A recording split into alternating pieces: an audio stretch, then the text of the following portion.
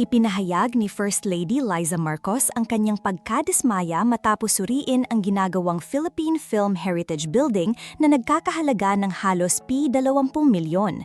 Sa kanyang Instagram, mariing niyang kinondena ang mababang kalidad ng konstruksyon ng gusali sa Intramuros, Manila na layuning pahalagahan ang ating mga filmmakers, manunulat at artista at magsilbing permanenteng tahanan ng sinema ng Pilipinas.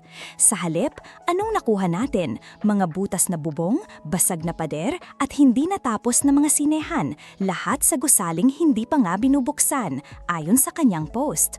Kasama ng kanyang mensare ang mga larawan ng mga hindi tapos na banyo, basag na dingding, at sira-sirang air conditioning. Sa kanyang post, inilabas din niya ang mga dokumento ng proyekto na nagpapakita ng kontrata na nagkakahalaga ng P111,900,000 sa Great Pacific Builders, isang kumpanya na pag-aari ng mag-asawang Pacifico at Cesara Descaya na kasalukuyang iniimbestigahan kaugnay ng mga kontrobersyal na proyekto sa flood control. Mahihiya naman kayo, pati ito ninakawan nyo ng dignidad, dagdag pa ni Marcos. Kinonpirma ng abogado ng mag-asawa na ang Great Pacific Builders ay para sa unang yugto lamang ng proyekto at naipasa na ito noong Disyembre 2024.